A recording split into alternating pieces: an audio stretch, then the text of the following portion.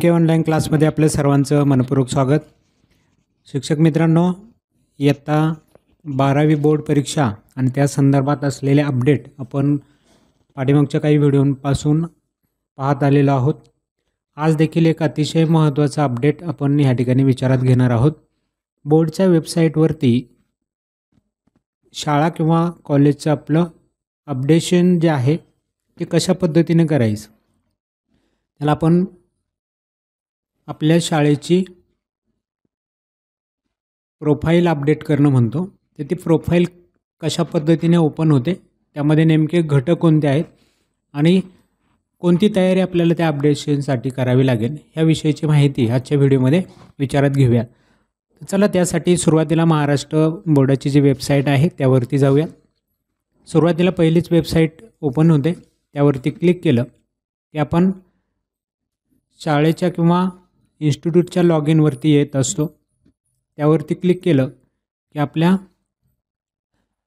शाळेचं log in करण्यासाठी या ठिकाणी टॅब ओपन होतात. ते SSC परीक्षा आवेदनपत्रांचं जे लॉग इन आहे त्यावरती आपण क्लिक केलं की आपला लॉग इन ID पासवर्ड विचारला जातो. त्यावरती क्लिक करून आतमध्ये आपण लॉग इन करून घेऊयात. लॉग इन झाल्यानंतर सुरुवातीला 3 टॅब आहेत, त्यामध्ये ॲप्लिकेशन जी टॅब आहे त्यावरती क्लिक करायचं आहे. त्यामध्ये आपण मॅनेज एक्झाम ॲप्लिकेशन, कशा पद्धतीने ऑनलाईन फॉर्म भरायचे त्या संदर्भातली माहिती मी या व्हिडिओमध्ये अपलोड केलेली होती. एक व्हिडिओ अपलोड केलेला आहे, त्याची लिंक वरती आय बटनमध्ये आहे, ते पाहू शकता तुम्ही. मुलांच्या फॉर्म भरण्यासाठीचं मॅनेज ॲप्लिकेशन आहेत, एक्झाम ॲप्लिकेशन, त्यावरती क्लिक केलं जातं. मॅनेज कॉलेज प्रोफाईल आहे, परंतु ती अपडेट केल्यावरती या ठिकाणी दिसेल. मॅनेज 17 नंबर ॲप्लिकेशन आहेत, सगळे मॅनेज करण्याचे 3 टॅब दिसतात, त्याखाली पर्टिक्युलर टॅब पण ओपन होतात. आज आपण कॉलेज प्रोफाईल अपडेशनच्या संदर्भात माहिती पाहतोय, तर त्यासाठी अप्रूव्ड कॉलेज प्रोफाईलवरती क्लिक करायचं. जेव्हा आपण इथं क्लिक करतो तेव्हा कॉलेजचं नाव आणि स्टेटस वगैरे आपल्याला ह्या ठिकाणी दिसणार आहे. त्यामध्ये ॲक्शन बटनवरती क्लिक करायचं. ॲक्शन बटनवरती जेव्हा आपण क्लिक करणार आहोत त्यानंतर कॉलेजची सर्व माहिती ह्या ठिकाणी ओपन होते. ही माहिती अपडेट करणं गरजेचं आहे, कारण ही माहिती जुनी आहे बोर्डकडे असलेली, ती प्रॉपर माहिती नाही आहे. ती प्रोफाईल एकदा तुम्ही अपडेट व्यवस्थित केली तर त्यानुसार तुम्हाला बोर्डाकडून सूचना वगैरे सहज मिळतील.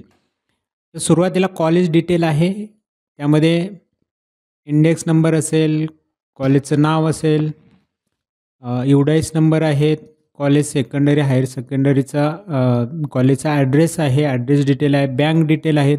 आपण जे बोर्डचे पैसे असतात रेम्युनेशन, ते ह्या ठिकाणी जमा होऊ शकतं, त्यासाठी बँक डिटेल द्यावं लागतात आपल्याला. तर ते बँक डिटेल इथं विचारलेले आहेत. ऑदर डिटेल पण आहे, ज्याच्यामध्ये एक्झाम कोणती आहे, जुलैची आहे की कुठली आहे, मेंडेटरी कॅटेगरी कुठली आहे, ईमेल ID विचारलेला आहे. इनटेक प्रायव्हेटची कॅपॅसिटी आपल्याकडं किती आहे, सँक्शन आपल्याकडं विद्यार्थी संख्या किती आहे, अशी संपूर्ण कॉलेज डिटेलची माहिती आहे. त्यानंतर संस्था डिटेल आहे, संस्था कुठली आहे, कोणती आहे, कशा संदर्भात आहे, ॲड्रेस आहे संस्थेचा, संस्था चेअरमन कोण आहे त्यांचा डिटेल आहे, संस्था सेक्रेटरी कोण आहेत त्यांचं डिटेल आहे.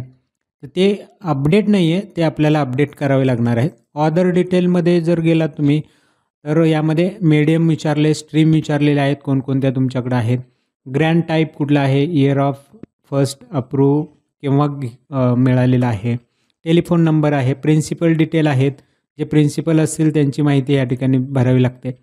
इन्फ्रास्ट्रक्चर डिटेल आहेत, काय काय तुमच्याकडं गोष्टी आहेत त्या भरणं गरजेचं आहे. त्यानंतर इन्स्ट्रुमेंटल डिटेल आहे, तेही कुठल्या लॅब आहेत आपल्याकडं, CCTV कॅमेरा आहेत का, कारण आत्ता त्याच्याद्वारेच आपल्याला सेंटर उपलब्ध होणार आहेत, तर ही माहिती द्यावी लागेल. डिव्हिजन डिटेल आहे, टोटल नंबर ऑफ डिव्हिजन्स 12च्या किती आहेत ते विचारलेलं आहे. Ability of each division, total self finance division आहेत का, टोटल पर अनएडेड डिव्हिजन किती आहेत, अशी डिव्हिजनची डिटेल आहे, इन्स्ट्रुमेंटल डिटेल आहेत, टीचर डिटेल आहेत टीचरची डिटेल पण आपल्याला द्यायची, नंबर ऑफ सँक्शन टीचर किती आणि total number of teacher teaching किती करतात 12वीला ते ह्या ठिकाणी विचारलेलं आहे. ती माहिती भरून अपडेट करावी लागेल. सँक्शन सब्जेक्ट हे देखील विचारलं गेलेलं आहे. कोणते सब्जेक्ट आहेत आपल्याकडे ते सब्जेक्ट ह्या ठिकाणी द्यावे लागतील. सुरुवातीला तुम्ही सब्जेक्ट लँग्वेज ऑफ ॲन्सर त्या सब्जेक्टचं कोणतं आहे, नंतर प्लस बटनवरती प्लस करून आपण नेक्स्ट सब्जेक्ट देखील घेऊ शकतो. असे सर्व विषय आपल्याकडे जे सँक्शन आहेत ते ह्या ठिकाणी भरायचे आहेत. सब्जेक्ट डिटेल, टीचर डिटेलचा पण एक टॅब आहे पहा. इथं टीचर आपल्याला मेन्शन करायचे आहेत. इथं आता सुरुवातीला टीचर भरताना दिसत नाहीत, पण न्यूवरती क्लिक करा तुम्ही. न्यूवरती क्लिक केल्यावरती टीचरची माहिती भरण्यासाठीची टॅब ओपन होते. तिथं अपॉइंटमेंट नंबर आहे, लास्ट नेम आहे, फर्स्ट नेम आहे, मिडल नेम आहे, टीचरचं मोबाईल नंबर आहेत, ॲकॅडमिक क्वालिफिकेशन त्यांचं काय, professional qualification, date of birth काय आहेत, रिटायरमेंट डेट ह्या ठिकाणी आहे, ऑदर डिटेल ज्यामध्ये बँक, IFSC कोड, जो आता शिक्षकांनी पेपर चेकिंग केल्यानंतर जे त्यांना रेम्युनेशन मिळतं तर त्यासाठी बँक डिटेल लागतं, तर बँक डिटेल संपूर्ण ह्या ठिकाणी आहेत. सब्जेक्ट टीचिंग एक्सपिरियन्स त्या टीचरच्या संदर्भाचा विचारला जातो, हिस्ट्रीचं कोणता सब्जेक्ट तो टीचर शिकवतो आहे, त्या पेपरचा कोड नंबर काय आहे, एक्सपिरियन्स किती वर्षाचा आहे त्याला तो विषय शिकवण्याचा, ही डिटेल ह्या ठिकाणी विचारली जाते. म्हणजे शिक्षकाची संपूर्ण डिटेल माहिती ह्या ठिकाणी होते. ते भरून झाल्यानंतर सेव्ह करायचे आहेत. असे तुम्हाला प्रत्येक टीचरची माहिती ॲड करत जावी लागेल. टीचरची माहिती ॲड होत जाईल. List of teacher of college for standard 11th and 12th म्हणजे 11वी आणि 12वीच्या विद्यार्थ्यांची माहिती ह्या ठिकाणी द्यायची आहे. त्यानंतर शेवटचा टॅब आहे registration fee detail. Registration fee आपण भरलेली आहे का, भरली असेल तर येस म्हणा. येस म्हटल्यानंतर तुम्हाला डेट ऑफ पेमेंट विचारतात, मोड ऑफ पेमेंट विचारतात, कसे भरलेले आहेत, रेफरन्स नंबर विचारला जातो, अमाऊंट किती भरली ते विचारलं जातं. पावती आपल्याकडे सेव्ह केली असेल तर तुम्हाला कळेल. ज्या शाळांनी भरली नाही आहेत अजून तर त्यांना नो करावं लागेल. ज्यांनी भरलेलं आहे त्यांनी येस म्हणा. संपूर्ण त्या पावतीचे डिटेल ह्या ठिकाणी असतात ते तुम्हाला भरायचे आहेत. आणि